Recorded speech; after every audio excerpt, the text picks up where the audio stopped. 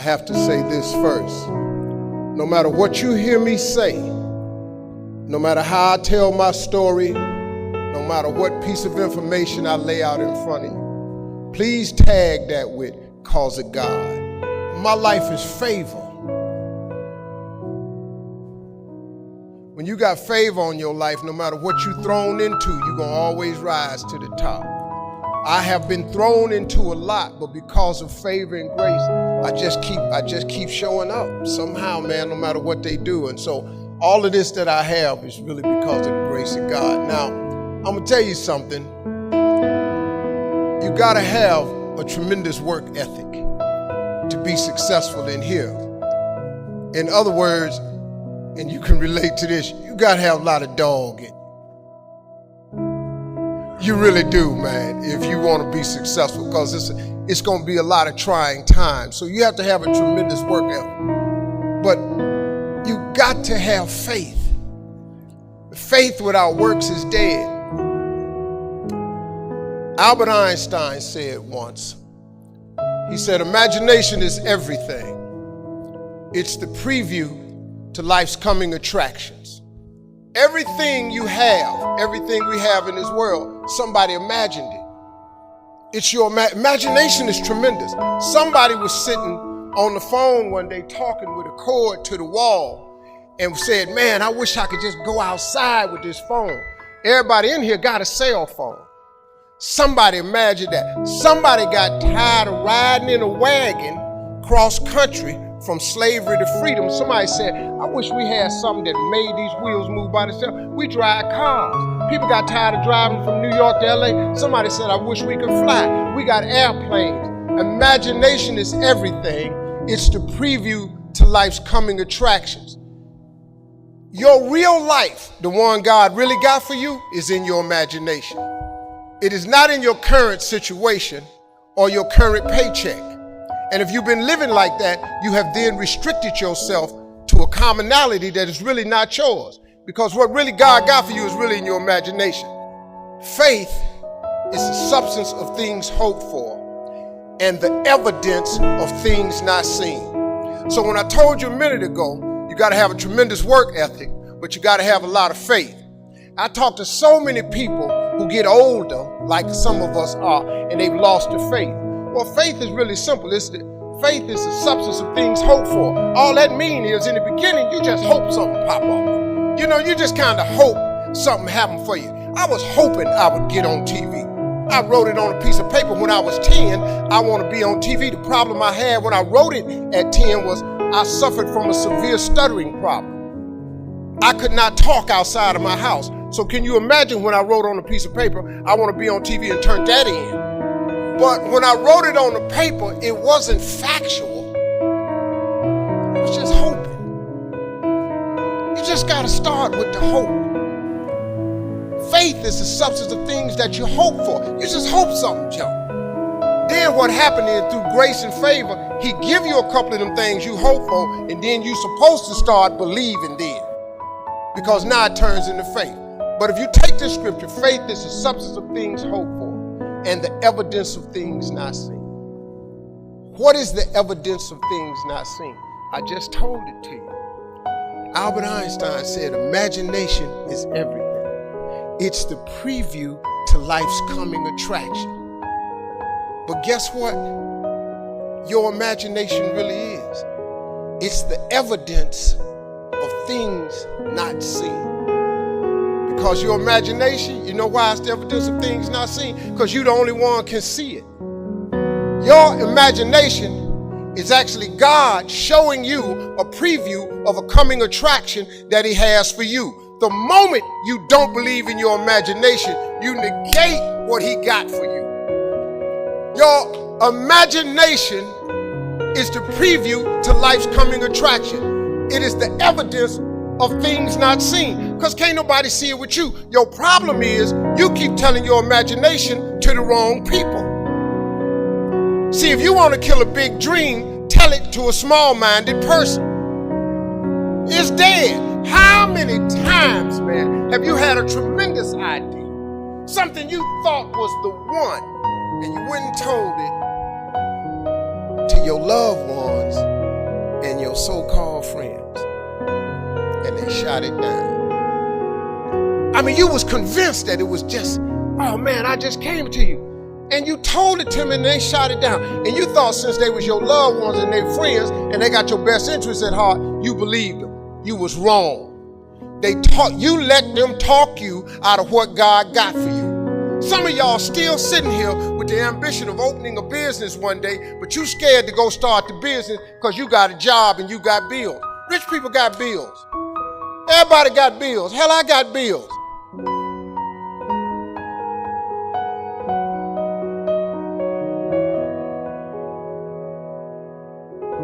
You're going to let the fact that you got some bills stop you from opening the business, the thing that God done put in your imagination? So you're going to squash that because you got bills. Everybody got bills. Your real life is in your imagination. Can you grab what I'm telling you? So I don't know what you thought I was going to say to you. I'm just a real dude. I don't even have the education you all have. I flunked out of school. I ain't got no education. I don't use 4-syllable words. What I'm sharing with you is stuff that everybody can apply today.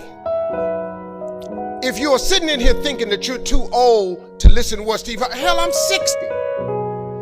But I still rely on my imagination. See, if you think you're too old to make it, let me give you a prime example. Colonel Sanders. Colonel Sanders has been frying chicken his whole life. He was telling everybody he had the best chicken in the world. Ain't nobody believe him. They turned him down everywhere. Colonel Sanders didn't get a franchise till he was in his 60s. Kentucky Fried Chicken sell more chicken than anybody in the world today. So if you're sitting here thinking because you got a little gray on you, and you too late, as long as God waking you up in the morning, that's the sign that he ain't through with you. So what you tripping for? You sitting up in here like God can't do nothing for you because you 60. Man, you know what I'm asking God for right now? And I'm 60. If you could see my vision board, you would be blown away. Because I got enough right now. I really know, but I ain't in the need business. I'm in the want business. God got a big life for you.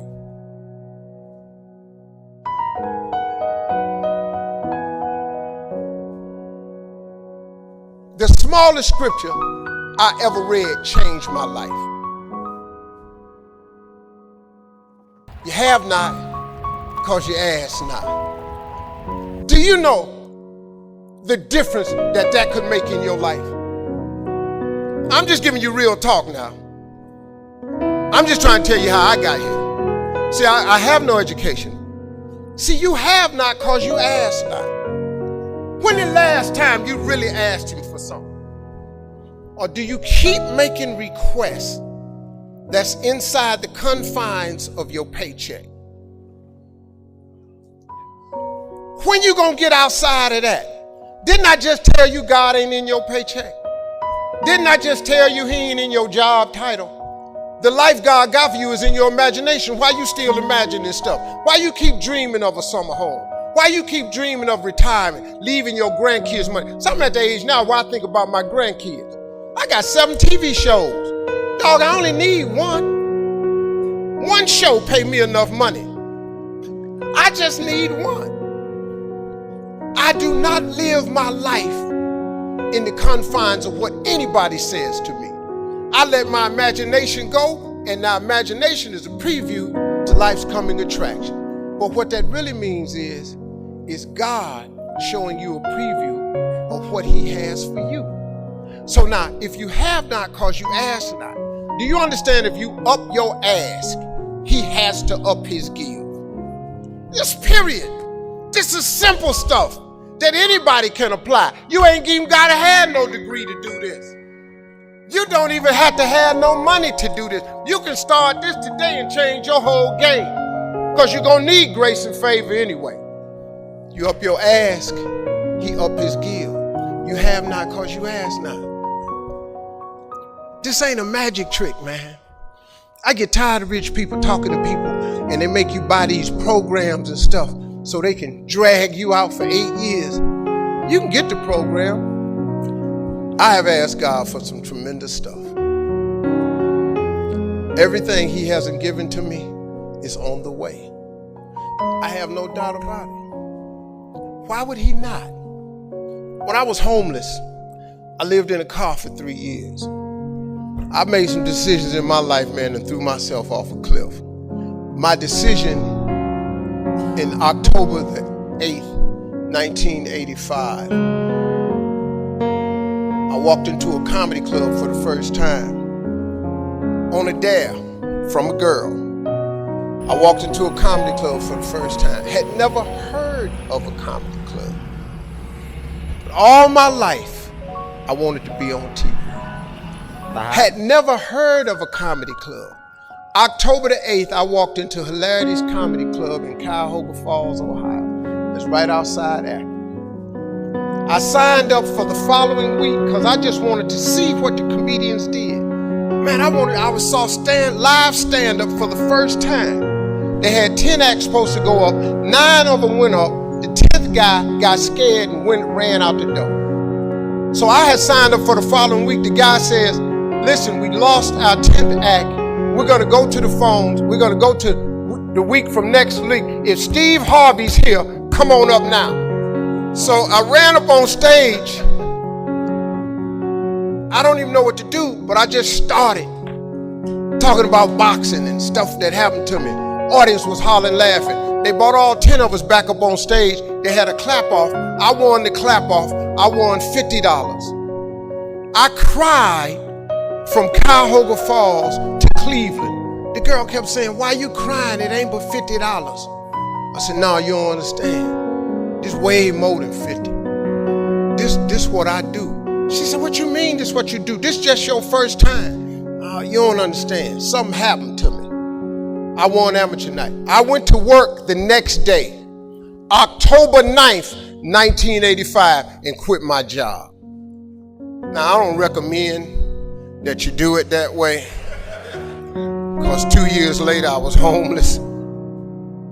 Because the first year of comedy, I made $3,400. The next year, I made $4,800. And the third year, I made $5,300. I got a wife, a set of twins. I'm sending every dollar I got to them. So I tried to live on $50, $75 a week. Gas was 38 cents a gallon back then. I just stayed in my car. So I lived in my car for 3 years. 3 years, I lived in my car.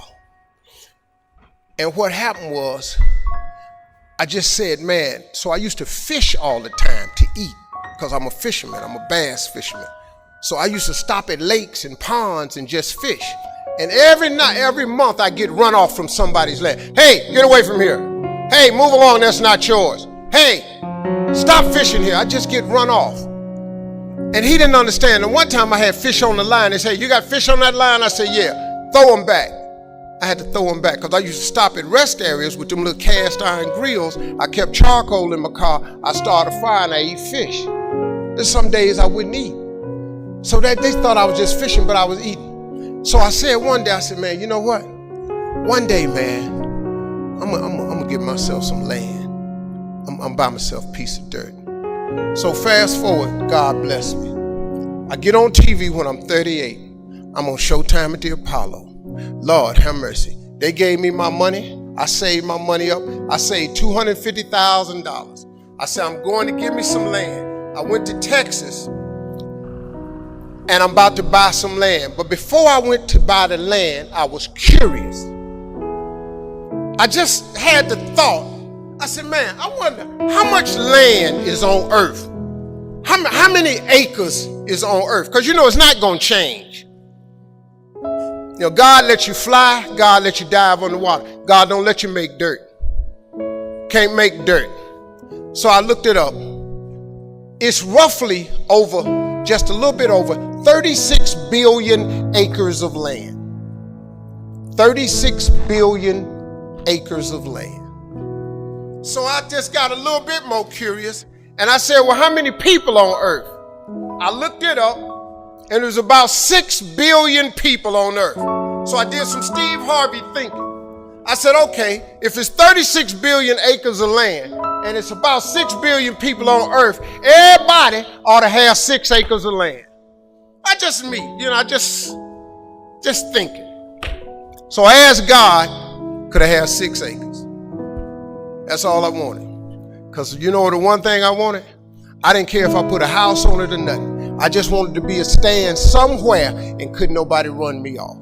So I got this money, man. I saved my money. I saved $250,000. I'm going and I'm looking for some land.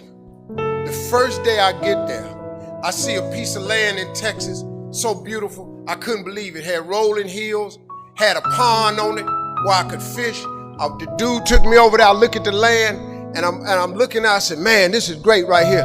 I said, sir, how much is this right here?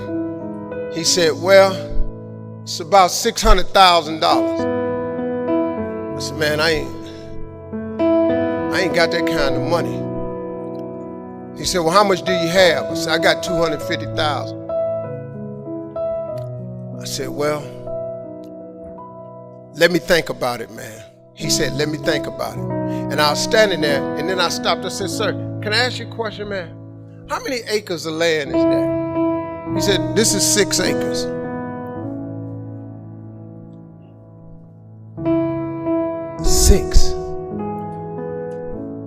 Six years ago, I just asked God, just give me 6. See, I didn't want a whole lot of acres. I just wanted my cut. Just give me my 6. And so I said, ain't this crazy? So I thought about it. I said, man, what can we work out? Right before I got ready to say it, the guy that took me over there said, Steve, let me show you something right quick. He took me over to this hillbilly's house. Took me over to this hillbilly house named Jerry Campbell. I was a little nervous about meeting him, man, because I didn't like the way he talked, but mess around turned out to be one of the finest men I ever met in my life. Became a father figure to me. It's an old white man. He took me to his house. He said, let me show you something. He took me over and showed me this land, and it was massive. It had 3 lakes on it. It had rolling hills. It had trees. It was unbelievable, man. I said, man, this is incredible. I said, man, how much is this? He said, this 16 acres. I said, hey, man, I ain't got that kind of money. Let me go on back over here to this dude where Mike can cut a deal. He said, well, let me ask you something. What was you going to give that man over there? I said, well, I hadn't worked it out yet because all I got is $250,000. He said, well, listen, I'm in a little bit of a tight right now. Said, if you can bring me $250,000 cash by tomorrow, I'll give you this 16 acres.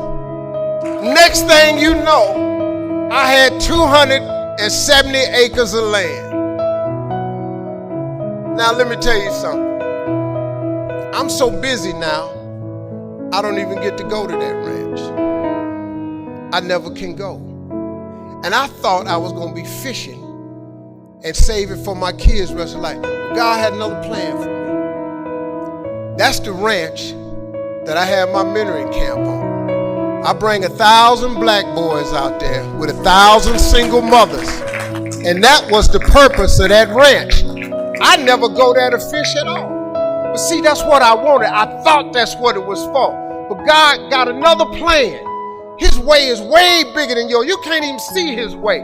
But you got to start to hustle. You got to give God something to work with. Look, if you start hustling and grinding, he'll fill it up for you. But if you ain't got no hustle and no grind, he can't fill it up. So guess what? I don't ever go there to use that land for fishing or not. But I'm changing boys' lives over there. My story is really a story about faith. It really is, man. I come out the dirt. I have no college degree. All of my children do. I got 3 boys. 2 boys come out of Morehouse. I got a daughter that come out of Spelman in Berkeley. I got 2 daughters went to Hampton, and then graduated from Ohio State. I made sure all my kids went to college because I know they got to have that education. Well, Daddy, you didn't go to college. Well, your ass ain't got no jokes. It's been important for me to empower my children, but not only my children, but thousands of young people across the country. And education is the key for a lot of people. But when I speak at colleges and stuff, I tell people, number one thing in your world is not your education. It's your dream. So what you dreaming about, y'all? What you still dreaming about? What is God still showing you in your imagination? What are you so afraid of? Why would you not take that leap and go for it before you mess around and die? Why would you not go and see what God really got for you before you leave this world? Why would you hang on to a job? Here's what happens with the job. If you live in paycheck to paycheck right now, when you retire, they're going to give you 1/3 of what you can't live on now. They're going to give you a gold watch and a turkey, and they're going to set you on out to pasture. If I was you, before I leave this world, I go see what God really got for me. Just take a chance. Now here's why you should take the chance. Name me one time God has not pulled you through. Just name it. Name the one thing God has never pulled you through. If he ain't pulled you through it, he's currently pulling you through it right now. And the reason I know I'm telling the truth is because you're sitting in here. If God was through with you, he wouldn't wake you up no more. When he wakes you up is because he ain't through with you yet. He got something else for you. So why don't you go see what that is? Why we got to live our lives like we owe them something? Man, you owe yourself something. Go be free. Go see what God got for you. Oh, Steve, that's easy for you to say. You rich. Hell, did you hear me? I lived in a car for 3 years. On October 8th, I won $50. October 9th, I quit. How big a jump you want to take? You ain't even got to do that. A lot of y'all got savings. You may not have 3 years up, but you only need a little bit. Just jump. Go see what God got for you. Quit sitting here in your life posturing like it's okay. Quit funking the fake. Quit faking the funk. Quit got people thinking you something you ain't, man, when you really know you won't be something else. I'm just telling you just like it is. You ain't got to believe me, but you can look at me. I'm telling you, it's proof in this here now that the God you serve really will give you what you ask for. He will. I'm not your preacher. I'm a hood dude that done messed around with no education. The mess around got to the top of the TV world, balling out of control. And I'm telling you, I was homeless and lived in a car, and I ain't got no education. Now y'all in here got degrees. I see it on your forehead. I see it on you. I feel when I'm around educated people. I know you know how to study and math. I can look at you, and I'm so proud of you. But hey, man, the next level. The man without a dream or vision shall perish. It never mentions if you don't have an education.